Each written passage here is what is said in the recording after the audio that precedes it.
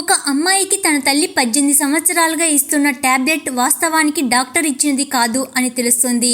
ఒక రాత్రి తల్లి టాబ్లెట్ ఇచ్చినప్పుడు అమ్మాయి తిన్నట్లుగా నటించి తల్లి వెళ్ళగానే ఆ టాబ్లెట్ను నోటిలో నుంచి తీసేస్తుంది. ఆ రహస్యమైన టాబ్లెట్ను చూసి ఆలోచిస్తూనే ఉంటుంది.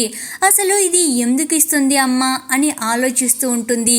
కొంచెం చీకటి పడగానే ఆమె కంప్యూటర్ ఆన్ చేసి ఆ టాబ్లెట్ పేరును శోధిస్తూ ఉంటుంది. కానీ ఇంట్లో ఇంటర్నెట్ వస్తూ ఉండదు. తల్లి ఇంట్లో కిచెన్ లో నిశ్శబ్దంగా పని చేసుకుంటూ ఉంటుంది. మరుసటి రోజు తల్లి పనికి వెళ్ళగానే అమ్మాయి మెడికల్ షాప్ కు ఫోన్ చేస్తుంది. అక్కడ ఏ సమాచారం దొరకదు. వేరే మార్గం లేక ఆమె యాదృచ్ఛికంగా ఒక నెంబర్ కు కాల్ చేసి మందు పేరు ఇంటర్నెట్ లో శోధించమని కోరుతుంది. ఎదుటివారు ఆ ఎరుపు టాబ్లెట్లను గుండె జబ్బు చికిత్సకు అని చెప్పగానే ఆమె చలి జ్వరంతో వణికిపోతుంది. ఎందుకంటే ఆమె తీసుకునే టాబ్లెట్ ఎరుపు కాదు, ఆకుపచ్చ రంగులో ఉంటుంది. అమ్మాయి తన తల్లితో సినిమా హాల్ కు వెళ్తుంది. అక్కడ సినిమా సగంలో బాత్రూమ్ కు వెళ్తున్నట్లుగా నటించి సినిమా హాల్ నుండి బయటకు పరిగెత్తిపోతుంది. ఎదురుగా ఉన్న ఫార్మసీకి వెళ్తుంది. కౌంటర్లో ఔషధం పేరు ఏమిటి అని అడుగుతుంది. ఆ మెడికల్ షాప్ వాళ్ళు చెప్పిన సమాధానం విని ఆమె ఒక్కసారిగా కుంగిపోతుంది.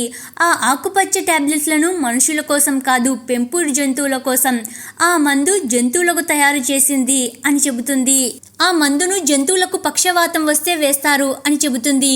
ఇంతలో ఆమె తల్లి వేగంగా అక్కడికి చేరుకుంటుంది. ఆమెకు నిశ్శబ్దంగా ఒక ఇంజెక్షన్ ఇస్తుంది. దానితో ఆ అమ్మాయి స్పృహ కోల్పోతుంది. స్పృహలోకి తిరిగి వచ్చినప్పుడు అమ్మాయి టేబుల్ పై ఆహారం చూస్తుంది. ఆమె తలుపు తెరవడానికి ప్రయత్నిస్తుంది. కానీ అది బయట లాక్ చేసి ఉంటుంది. తాళం తీయడానికి ప్రయత్నించినా అది బయట నుండి ఇరుక్కుపోయింది. ఆమె కిటికీ తెరిచి బయటకు చూస్తుంది. శక్తి కోసం ఆహారం తిని నీళ్లు నోటిలో నింపుకొని చాలా బలవంతంగా కిటికీ ద్వారా బయటికి వెళ్తుంది. నెమ్మదిగా పాకుతూ తల్లి గదికి చేరుకుంటుంది. స్లోరడింగ్ ఐరన్తో గాజుకు ఒక రంధ్రం వేస్తుంది. నీళ్లు చల్లగానే గాజు ముక్కలైపోతుంది.